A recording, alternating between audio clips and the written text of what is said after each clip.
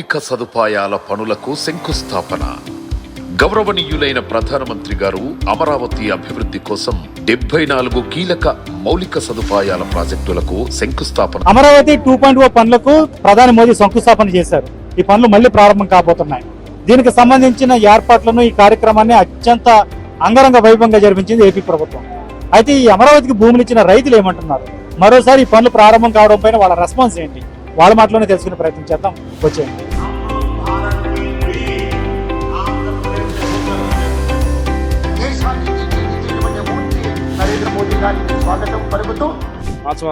మాది గుజ్జాల నియోజకవర్గం ఎరపకాయ.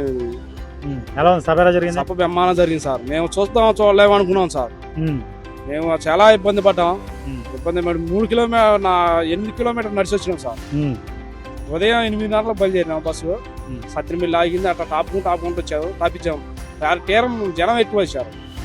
సభ మాత్రం బ్రహ్మాండం జరిగింది సార్. స్పీచ్ ఎవరు బాగుంది? వచ్చి చంద్రబాబు నాయుడు, మోడీ కూడా బాగానే ఉంది సార్.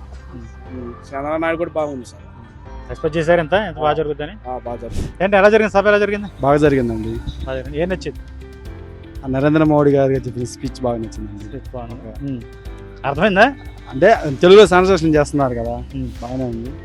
ఒక అభివృద్ధి అనేది మనకి కొత్త అమరావతి బాగా ఉండిద్దని ఒక ఆశిస్తున్నాం కుర్రోళ్ళు అందరూ. ఈసారి అవుద్దని ఉందా నమ్మకం? అయ్యిద్ది, మాక్సిమం అయ్యిద్దని ఒక నమ్మకం వచ్చింది 100%. ఈసారి కాకపోతే మనం మీరు భూమి ఇచ్చారు ఎంతండి?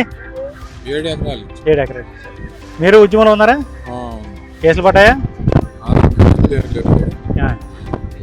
కేసులు ఏంటి, ఎలా ఉంది రాజధాని మీద, ఏంటి మీ అభిప్రాయం? బ్రహ్మాండంగా ఉంది. 5 సంవత్సరాలు అయిపోయినా మరి ఇప్పుడు బాగా స్పీడ్గా బాబు గారు స్పీడ్గా చేసేస్తాడు, దాంట్లో డౌట్ ఏం లేదు. బ్రహ్మాండంగా జరుగుతుంది. అవుద్దని నమ్మకం ఉంది ఈసారి 100%. ఎలా ఉంది ఈరోజు సభ, ఎలా జరిగింది? మోదీ గారి స్పీచ్ ఎలా ఉంది? బ్రహ్మాండంగా ఉంది. మోడీ గారు కూడా బాగా హెల్ప్ చేస్తున్నారా? వరల్డ్ బ్యాంక్ ఫండ్స్ కానీ బాగా వస్తున్నాయి. ఎంతండి భూమి ఇచ్చారు మీరు రాజధానికి? ఎంతండి? 15 ఎకరాలు. 15 ఎకరాలా? ఉద్యమం చేశారా? ఉద్యమం చేసాం. కేసులు కూడా పెట్టించుకున్నాం. మీ మీద ఉన్నాయి కేసులు? ఎన్ని ఉన్నాయి సార్? మా ఆవిడ మీద ఉంది, నా మీద ఉంది, ఇద్దరి మీద. ఎలా ఉంది సార్ ఈరోజు కార్యక్రమం, ఎలా ఉంది? సూపర్ గా ఉంది కార్యక్రమం. ఏమనుకుంటున్నారు అసలు, అవుద్దా? బ్రహ్మాండంగా జరిగింది. రాజధాని నిర్మాణం ఈసారి 3 ఏళ్లలో అయిపోద్ది అంటున్నారు కదా, అవుద్దా? అయిపోద్ది. బాబు గారు తెలుసుకుంటే అయిపోద్ది. ఇప్పుడు చిన్న డౌట్ సార్, మరి లాస్ట్ అప్పుడు కూడా బాబు గారే ఉన్నారు కదా, మరి అప్పుడు ఎందుకు? బాబు గారికి టైం లేదు, అప్పుడు ఎక్కువ టైం లేదు, కూలింగ్ అవ్వలేదు, చాలా మంది పొలం ఇవ్వలేదు. అప్పుడు నిదానంగా అది ఆ 4 years లో కంప్లీట్ చేసినట్టు చాలా గొప్ప. సచివాలయం కానీ, ఎన్జిఓస్ బిల్డింగ్ కానీ, ఎమ్మెల్యే క్వార్టర్స్ కానీ చాలా డెవలప్మెంట్ చేశాడు పోయినసారి కూడా. ఈ టైం లేదు. టైం లేనప్పుడు గవర్నమెంట్ పోయింది. ఈసారి డెఫినెట్గా ముందుగానే ప్రిపేర్ అయ్యాడు బాగా. పోయినసారి పూలింగ్ అన్ని కలిపి ఒకే 5 సంవత్సరాలు జరగాల్సి వచ్చింది. ఈసారి పూలింగ్ అయిపోయింది కాబట్టి ఈ 4 years లో బ్రహ్మాండంగా చేస్తాడు. చిన్న డౌట్ సార్, అప్పుడు ఇక్కడ రాజధాని వాళ్ళందరూ భూములు ఇచ్చారు కదా, కానీ మరి టీడీపీ ఇక్కడే ఎందుకు ఓడిపోయింది? ఇది ఓడిపోవడం అంటే అతను జగన్ అబద్ధాల వలన ఓడిపోయింది. నేను వస్తే గజాలు పెంచుతాను, నేను ఇంకా బాగా చేస్తాను అని కుర్రాడని బాగా యాక్టివ్గా చేస్తాడు వాళ్ళ నాన్న, కానీ మోసపోయాడు. అయిపోతుంది సార్ 3 ఏళ్లలో? డెఫినెట్గా అయిపోయింది. ఇంకా బయట ఏరియా పోలీస్ ఉన్నాం. మొత్తం ఫస్ట్ ఇక్కడ డెవలప్ అయినా బయట ఏరియా తీసుకోవాలి.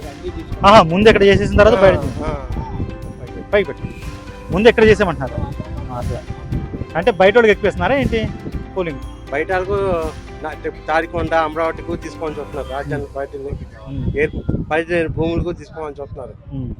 సో ముందు మీద డెవలప్ చేసి ఆ తర్వాత వాళ్ళు